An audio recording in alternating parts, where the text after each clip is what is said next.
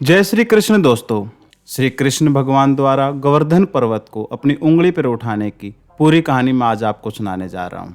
क्यों श्री कृष्ण भगवान नंद महाराज को इंद्र देवता की पूजा को छोड़कर गोवर्धन पर्वत की पूजा करने के लिए मनाते हैं। ऐसा क्या हुआ कि कृष्ण भगवान ने कुत्तों, चंडालों और अछूत समझे जाने वाले लोगों को खाना देने की पेशकश की? क्यों नंद महाराज ने कृष्ण के प्रस्ताव को ठुकराने के बारे में सोचा? और इन सब बातों से नाराज इंद्रदेव ने कैसे भारी बारिश और तूफान से वृंदावन को डुबो दिया? और वृंदावन के लोगों को और अपनी गैयों को बचाने के लिए कैसे श्री कृष्ण भगवान ने अपनी एक छोटी उंगली के ऊपर पूरे के पूरे पहाड़ को उठा लिया? आइए और हमारे साथ जुड़कर इस कहानी का आनंद लीजिए। जी हाँ, हम उसी गोवर्धन पर्वत की बात कर रहे हैं जिसकी पूजा आज भी भारतवर्ष में की जाती है। बहुत सारे लोग आज भी उस गोवर्धन पर्वत के चारों तरफ श्री कृष्ण भगवान का नाम लेते हुए चक्कर लगाते हैं। यह कहानी शुरू होती है जब महाराज नंद हर साल की तरह इस साल भी देवताओं के देवता इंद्र देवता की पूजा की तैयारियां कर रहे थे। महाराज नंद सालों से चली आ रही एक प्रथा जिसमें ग्वाले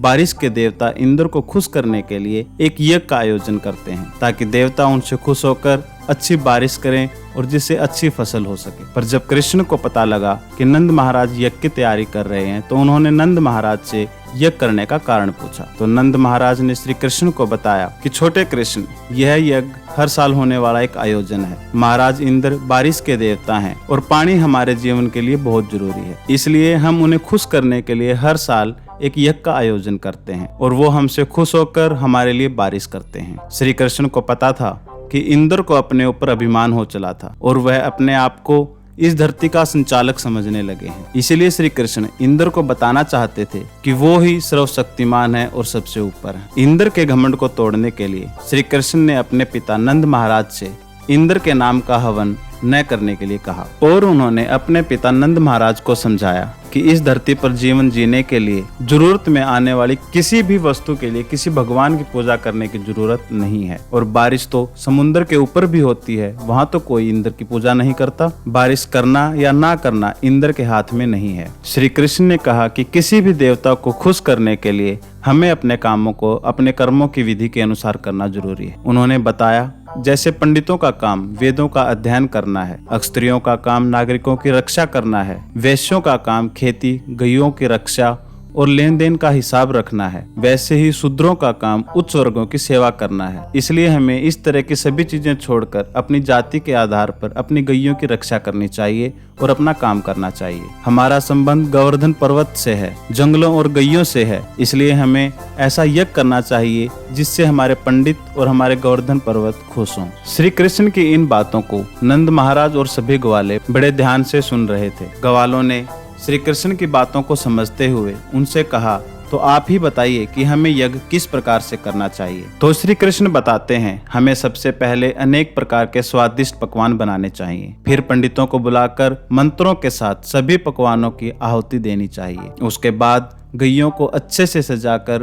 उन्हें ताजा घास खिलानी चाहिए। छोटे पशुओं, कुत्तों और अछूत समझे जाने वाले लोगों को भरपेट भोजन करवाना चाहिए। पंडितों को अन्न और गैयों का बहुत सारा दान देना चाहिए। कृष्ण की बातें सुनकर सभी ग्वालों ने नंद महाराज से उन्हीं के प्रकार से यज्ञ करने को कहा और सभी ने साथ में मिलकर यज्ञ का खुशी खुशी आयोजन किया और अपने अपने घरों को वापस चले गए। दूसरी ओर स्वर्ग में जब इंद्र को पता चला कि वृंदावन के लोगों ने इस साल से उनके नाम का यज्ञ बंद करके गोवर्धन पर्वत के नाम से यज्ञ करना शुरू किया है, तो उन्हें अपने सिपाहियों को वृंदावन भेजा ताकि वो पता कर सकें कि क्यों वृंदावन के लोगों ने यज्ञ करना बंद कर दिया है। इंद्र महाराज के सिपाहियों ने अपनी योग्यता अनुसार पता किया कि एक बालक कृष्ण के बोलने पर नंद महाराज ने इंद्र के नाम का यज्ञ ना करके गोवर्धन पर्वत और स्थानीय पंडितों की पूजा की है। जब इंद्र को यह समाचार मिला तो वह गुस्से से लाल हो उठा। इंद्र अपने आप को सर्वशक्तिमान समझने लगा था। तो इंद्र ने कहा कि ये जंगल में रहने वाले लोग एक बालक की बातों में आकर उनके नाम का यज्ञ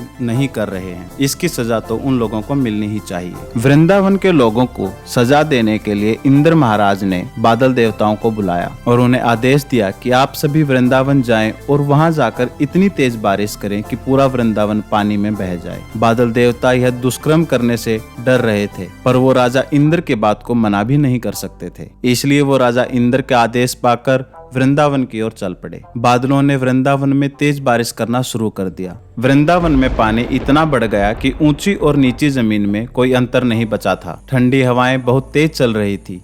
चारों तरफ सिर्फ पानी ही पानी था और तेज तूफान की वजह से वृंदावन के लोगों के घर भी अब टूटने लगे थे। सभी लोगों का और गायों का सिर्फ एक ही सहारा बचा था, वो थे श्री कृष्ण। सभी श्री गोविंद की शरण में आते हैं और उनसे प्रार्थना करते हैं कि हे कृष्ण, आपने हमेशा हमें सब दुखों से बचाया है, अब इंद्र की इस महाप्रकोप से हमारी रक्षा करें। श्री कृष्ण और वृंदावन के लोग अब समझ चुके थे कि इंद्र के नाम का यज्ञ ना करने से इंद्र अपना प्रकोप बरसा रहा है। इंद्र को घमंड हो गया था कि इस संसार में उसके ऊपर कोई नहीं है और वो ही इस संसार का पालनहार है। श्री कृष्ण ने इंद्र को सीख देने के लिए और उसके इस घमंड को तोड़ने की सोच, और वृंदावन के लोगों ने एक ऐसा चमत्कार देखा जिसके बारे में वे लोग कभी सोच भी नहीं सकते थे। श्री कृष्ण ने एक ही पल में अपने हाथ पर पूरे गोवर्धन पर्वत को उठा लिया और बोले, हे वृंदावन के लोगों, हे पिता, आप सभी मेरे द्वारा उठाए गए इस पर्वत के नीचे आ जाएं और इस पर्वत से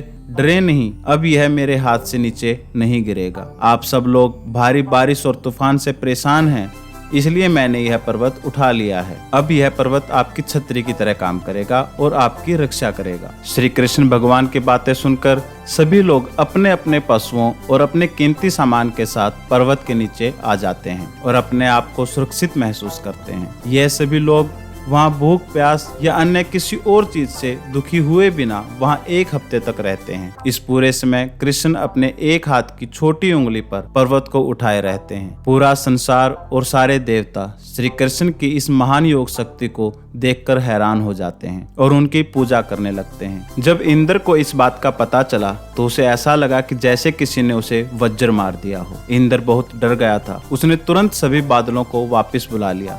बारिश रुक गई थी, तूफान रुक गया था, सूरज वापस से आसमान में चमकने लगा। यह देख श्री कृष्ण ने कहा, हे वृंदावन के लोगों, तूफान अब खत्म हो चुका है, आप सब अपने अपने घरों को वापस जा सकते हैं। ये सुनते ही सभी लोगों ने अपना अपना सामान गाड़ियों में डालना शुरू किया और अपने पशुओं को लेके पर्वत के नीचे से निकल गए। इसके बाद श्री कृष्ण ने आराम आराम से पर्वत को उसी स्थान पर वापस रख दिया। सभी वृंदावन के लोग महाराज नंद और माता यशोदा के साथ श्री कृष्ण के पास आते हैं और उन्हें गले लगाते हुए उनकी जय जयकार करने लगते हैं। इस प्रकार गोवर्धन पर्वत की पूजा और इंद्र के सबक सीखने की श्री कृष्ण की यह लीला खत्म होती है। आपको यदि यह कहानी पसंद आई हो तो वीडियो पर लाइक और कमेंट में जय श्री कृष्ण जरूर लिखें। जय श्री कृष्ण,